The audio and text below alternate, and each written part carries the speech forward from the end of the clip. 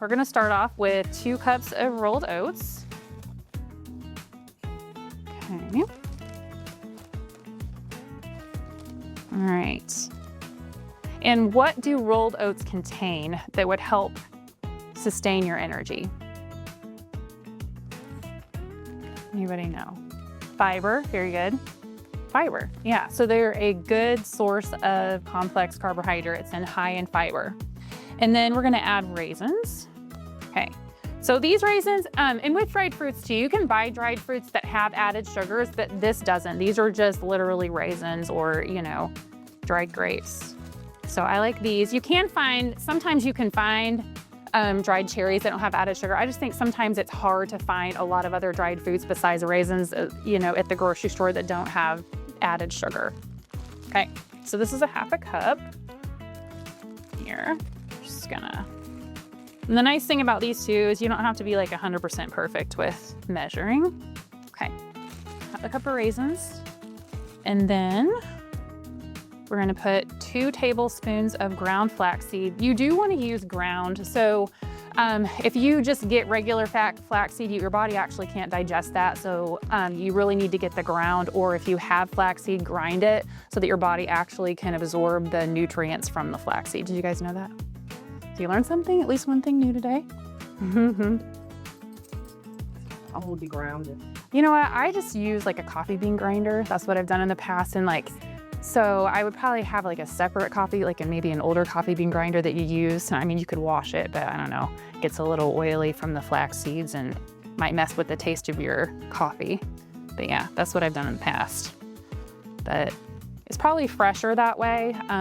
It is like once you open flaxseed, it is better to store it in the refrigerator or the freezer. So that will help it maintain freshness longer. And flaxseed's also a really good source of omega-3 fatty acids, which is very heart healthy.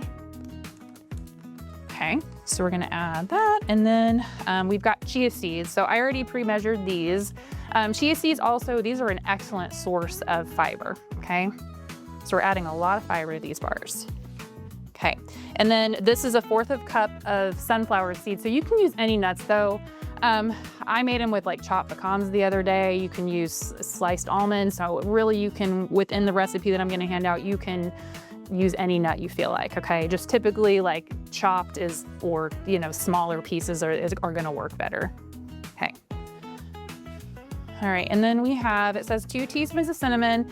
You can of course add extra if you want. I love cinnamon, so I tend to add extra when I'm at home. Okay.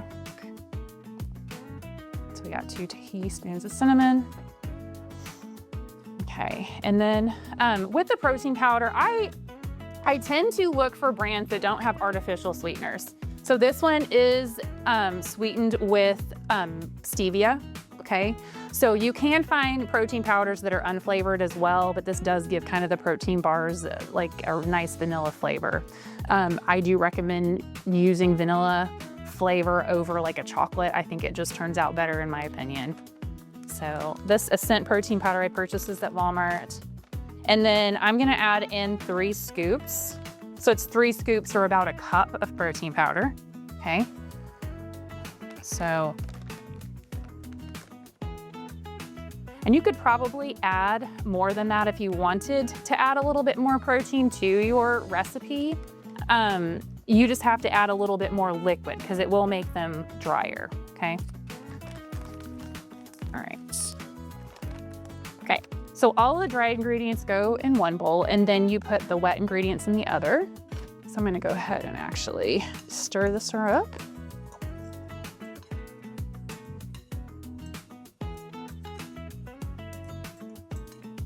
Okay, and then we're going to add in our applesauce. So the original recipe did have maple syrup in it, so I just took it out because like I told you, I'm not really big on adding the added sugars. So what you do have to do though is add a little bit more applesauce again because the maple syrup adds some liquid to it, so it's not enough liquid without increasing the applesauce. So I use unsweetened applesauce, okay? Because again, I'm trying to avoid adding the added sugars. And then typically, I put about 3/4 cup, so I'm gonna fill this about 3/4 full. And then you can, of course, like as you're mixing the recipe, if you feel like it's a little dry, you can add a little bit more applesauce to it and that will take care of it. Okay, and then we're gonna add a half a cup of peanut butter.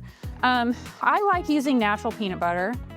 You know, or finding a peanut butter that has literally just peanuts and salt in it, because a lot of the more processed brands have a lot of additives and like even sugar added. So, and I think this just tastes better, honestly. It has a better peanut butter flavor than like Jiffy or Peter Pan does.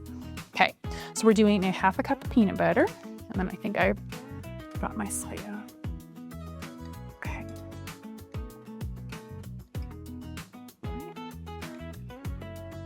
Hope no one's allergic to peanut butter, right? No peanut allergies? No. All right. I love peanut butter. I eat peanut butter pretty much every day of my life. So it's really good. Okay. So we're gonna add peanut butter in. So of course the peanut butter adds some healthy fat and then it adds more protein as well to it.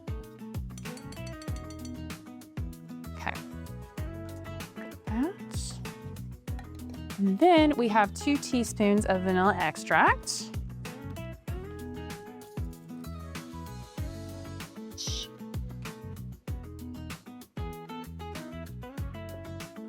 All right.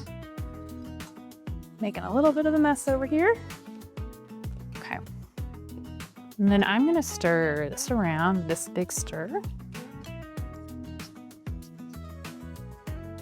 You want to stir it until the ingredients are pretty evenly distributed.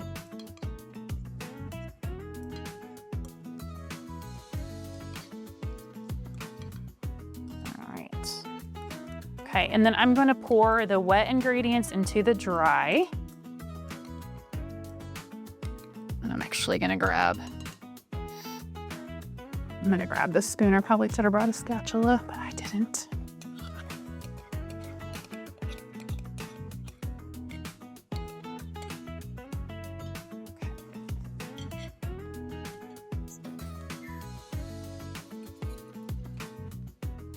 All right, and we're literally almost done. This is how easy this is. Okay, and then if I was at home, I would be putting my hand in here. I did bring gloves, so I might do that anyways, because it's way easier to mix if you use your hand. Yeah, it's like otherwise we're here all day trying to get this mixed correctly. So I'll start it off with a fork and then I'm gonna put a glove on and use my hand.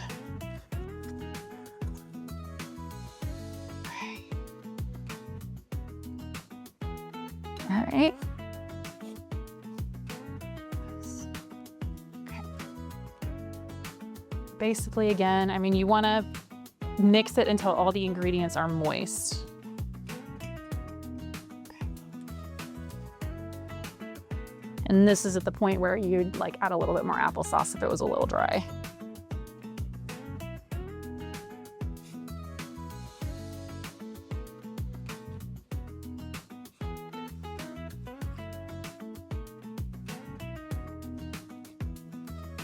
All right, glove's a mess. Throw this away real quick. Yeah. Okay, and then and a lot of times I'll double the recipe, but I did not. So this recipe does make about 12 bars, of course, depending on how big you cut them. But you'll need an 8x8 pan, or if you double it, obviously you'll get one of the larger pans. And I typically then line it with wax paper. And you could use plastic wrap. I just feel like this works better. It's a little thicker. And the reason you want to line it with wax paper is because you're going to want to be able to lift it. You're going to have to refrigerate it to let it set, and then you're going to want to be able to lift it out. And then I typically put it on a cutting board so that I can cut it into bars. Okay. So if you don't put this down, then it's going to be ridiculous. You're just going to have to cut it in here, and it's going to kind of be a mess inside your pan. Okay.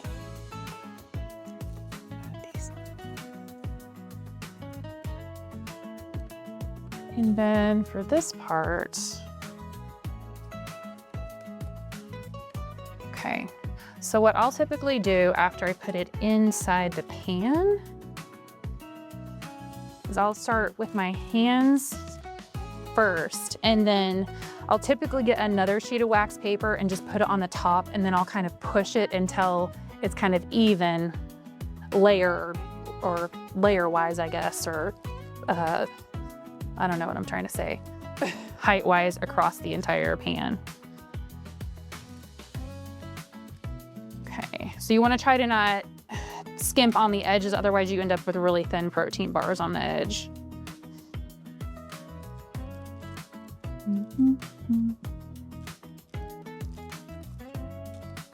Does anybody have any questions so far about anything? Making everything make so much sense? Okay, this is not hard. Yeah, it's definitely not hard. So how many of you guys see yourself doing something like this at home if you've not done it before? Yeah, like it seems like it's pretty doable. Yeah, it's just having the ingredients and a recipe that you know you like.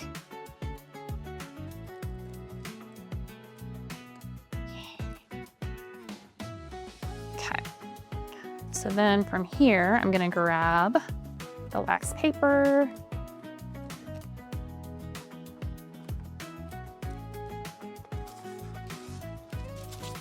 And then I'll put that on the top.